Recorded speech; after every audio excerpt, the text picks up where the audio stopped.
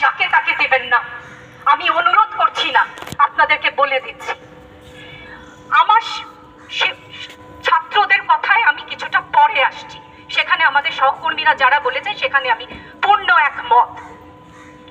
আমাকে একটু বলে দেবেন আপনারা, মুক্তিযুদ্ধের চেতনা কি ছিল দেশের হয়ে?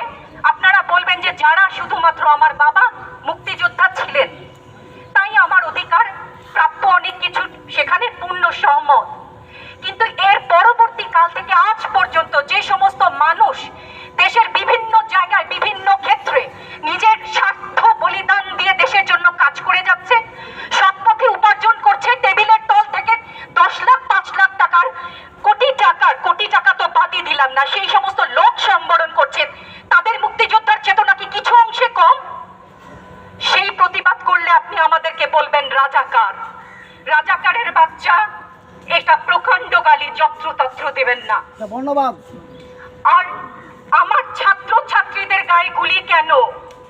আমি এখানে কেন দাঁড়িয়েছি, কেন আজকে কথা বলছি? কারণ আমি মানুষ, আমি শিক্ষিত একজন মানুষ, আপাতমস্তক ভাবে যাকে শিক্ষা বলেন।